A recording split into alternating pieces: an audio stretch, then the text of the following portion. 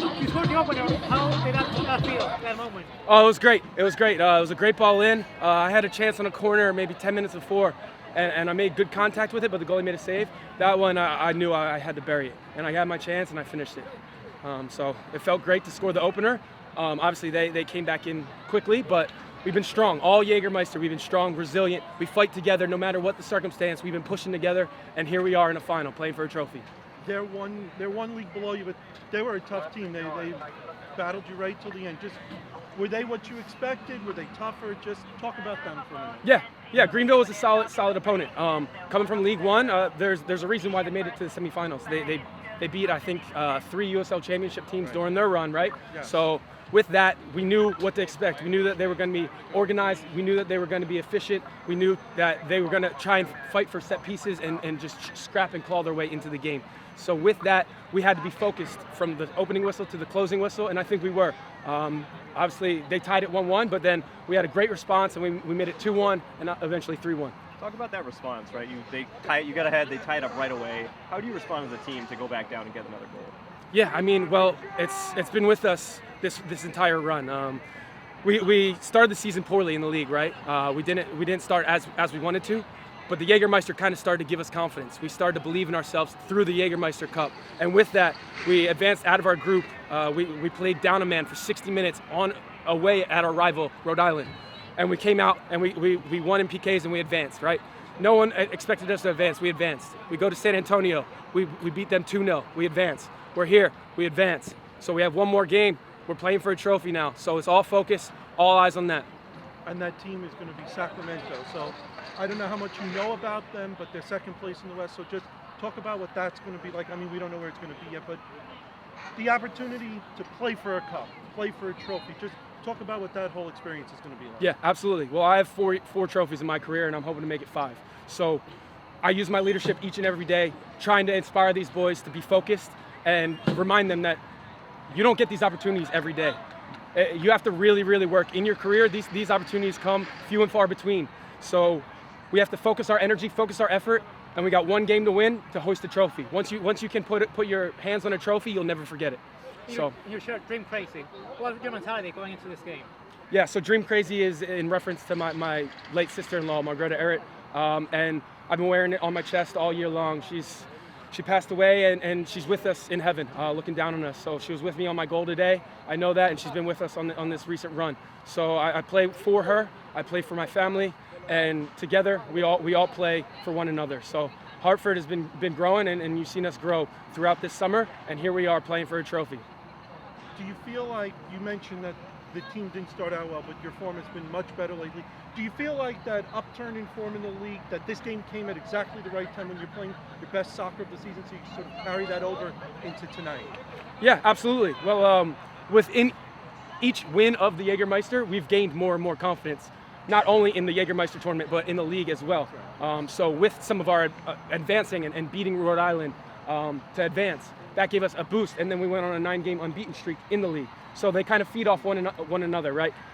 Playing well does that. When you get momentum on your side, you want to keep it. You want to hold on to it as long as you can. And right now we have it, so we're going to use that as the fuel to hopefully get Hartford a trophy. You got that goal that turned out to be the game winner there. How you feel about that? Yeah, man, it's a great feeling for us. You know, it came late. Credit to the guys for digging in, sticking with it. They gave us a good test today. It's tough to play against a team that put 11 guys behind the ball. They were really good at that. They looked to catch us on a break. They tried to slow our momentum down a little bit, kill the clock a bit. They were good on set pieces, but credit to the guys. We were resilient for 90+ minutes, and we were able to get the job done tonight here in front of our fans. How did you feel after you scored? I felt great, man. That's my kind of range. I don't score many goals, but I try to put myself in areas where scraps fall to, and unfortunately it came down, and I was in the right position. Not to look too far ahead, but Sacramento in the final. We don't know where the match is going to be yet, but just talk about the opportunity to play for a trophy. With the way the season started, how well you guys have been playing lately, just talk about that opportunity against what's a very good team from the Western Conference. Yeah, it's going to be a huge test for us, regardless if it's home or away. But I'm so proud of this group, man. We've come leaps and bounds from where we started this season. We continue to get better. we faced different teams with different tactics, teams that, come out and press us, and now facing teams that sit back behind the ball. So each game is giving us different ideas that we have to, figure out, over the course of 90 minutes. And we haven't been able to put too many training sessions together because our schedule has been so hectic lately. Saturday, Wednesday, Saturday games constantly, and but credit to the guys, we found a way. And now it's just about recovering, keeping our bodies, as healthy as possible, and then we have an early flight tomorrow headed out to Monterey. It was nearly at halftime. How was the mentality that maybe the game was tough, the first half? Yeah, I mean, we knew how it was going to be coming into this game. Look, any chance you get an opportunity to play for a Cup semifinal is never easy. Regardless if it's a championship team, a League One team, or MLS team. These games matter, and you're always going to get the best effort from the opposition. So they came here with a great game plan, and fortunately for us, we stuck together for 90+ minutes. We were able to pull through late, and I'm so happy, man. I can't even put into words and describe what this feeling is like, man. To do it here in front of our fans, continue making history, and I said this once before, but we're not done yet. You mentioned that they basically put all 11 men behind the ball. Patience is always a key, but against a team like that who's going to let you have the ball, do you think patience was really the key factor tonight in being able to pick your spots, know when to attack, know when to shoot, know when to get into good areas? Right. Yeah, we just tried to continue to build a rhythm throughout the game. Halftime, my message to the team was just to not get discouraged. It's tough to beat 11 guys behind the ball at times, and over the course of a game, we try to tire them out as much as we could. Keeping the ball circulate as fast as possible, and run them as much as we could. And we were able to get a lot of crosses into the box. They did really well winning the first contact on crosses, and we were just trying to put ourselves in positions to win second balls and fight for scraps. And it ultimately came down to crosses on corner kicks and set pieces and long throws, and that's what the game kind of looked like late on. And it's tough when you have so many players in the box. Anything can happen, and fortunately the ball fell to us in the right areas tonight. You talked about being proud of this group, how the season started, how it's going, where you are. One more game for silverware. Mm-hmm. And you were here last year when you kind of made a run in the second half of the season, trying to get into the playoffs. Mm-hmm. How do you feel about where this team is and how they've come over the last 18 months? Yeah, it's been a pleasure to be a part of it. When I came here, I said I wanted to be a part of a new journey, a new chapter, of a rebuild. And that's what it's been, ultimately up until this point over the course of almost 2 years now. And we continue to do special things in this group, Each year we kind of start a little slow, but we kind of have the momentum that we had going into the end of last season. And we can feel it in the locker room. We hope the fans can feel it. And, it's a pleasure to start to get in respect, across the league from other teams and journalists and everybody else who's watching us. And, we have so many great players in this locker room who want to get the opportunities to move on into bigger clubs, abroad, and make the next step. And we're so happy right now in this locker room. I think the vibe is good. We hope our fans are enjoying this moment, and one more game, to try to get our hands on some trophies. I think you mentioned he scored in the knockout stages, right? What is it about the knockout stages that's brought out the best in you? Yeah, man. I mean, it comes a point throughout your career. I'm 31 years old now. I played in, some big games throughout my career. I've had the opportunity and to play against some big teams, and this is the next step for me in my journey. And I'm so fortunate to be able to impact this club, and along with the other experienced guys in this locker room, to be able to bring all of our experience to this team. And I think I don't score many goals, but when you have such an experience that you can depend on, it helps you in moments and in games like this. Just try to keep the belief within the group, try to keep the camaraderie within the team. And it's been games where we've been down but never out, and you can see that now in the locker room, and it starts with the belief throughout the team, and it's spreading fast. Who do you dedicate this victory to? Say again? Who do you dedicate this victory to? The fans, we've been on a great streak. We slipped up our last home game against Indy, and the message coming into this game was we owe this to ourselves, we owe this to our fans, we owe this to the club, and we want to continue to write history here. And another message that we said is, you know, with all the new guys that we've had since last year, the guys that's coming into the group, continue to stamp and make their impact on the locker room, but leave the club better than we found it. And, you know, right now we're on the path to doing something really, really special. And a couple months left in the season, but we're not done yet.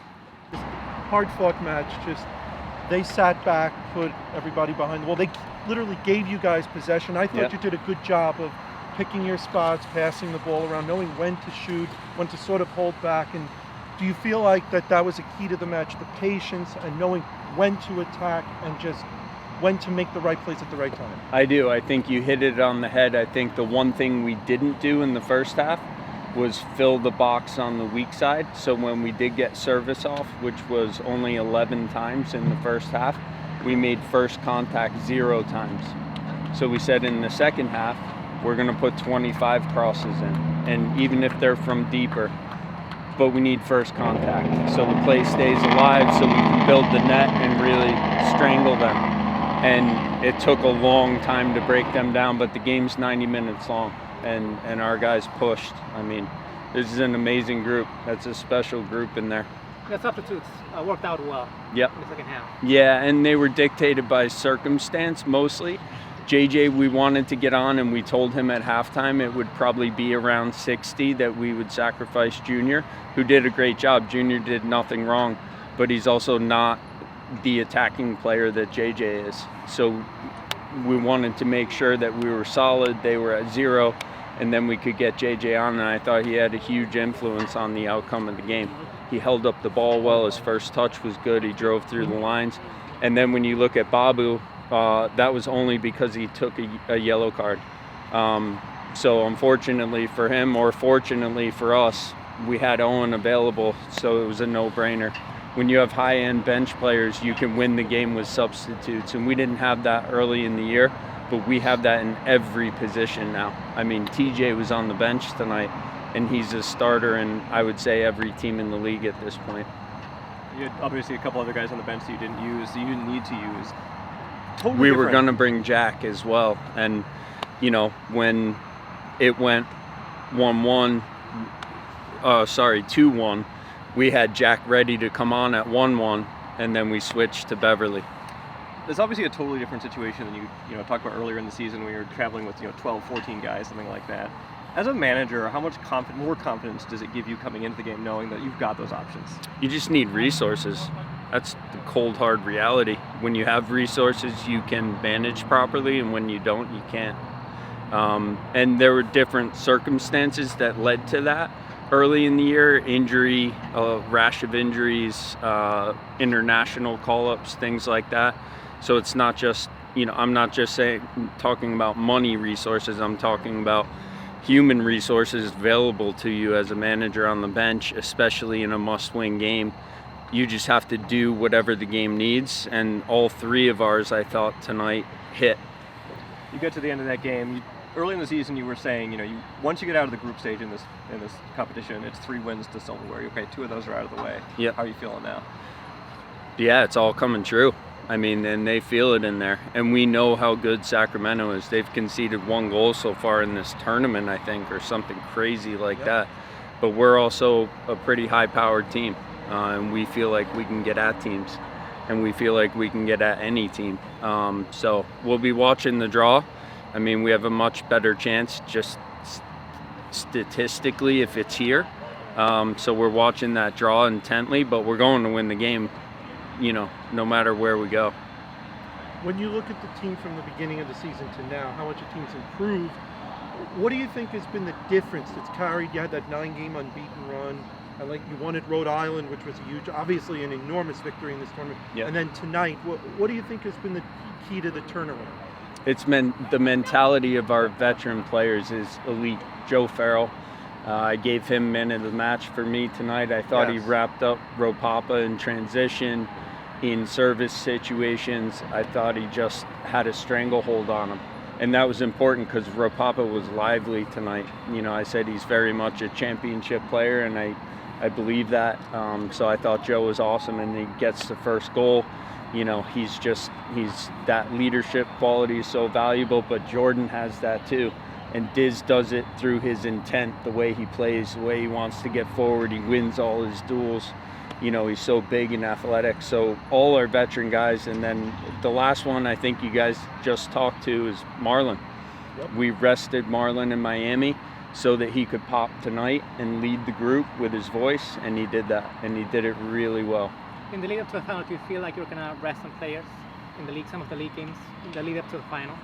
Yeah, certainly this weekend there'll be some rotation. The other benefit of having choices off the bench is you can rotate, and we've shown that over and over again now, and we'll show it again on Saturday. I trust my entire locker room right now, and that doesn't always come together like that through the course of a season at any level. So it's a really nice place to be as a boss. You mentioned Saturday going to Monterey, probably one of the most logistically challenging road trips in the league. Fifth game in 15 days. So far, that's been going pretty well.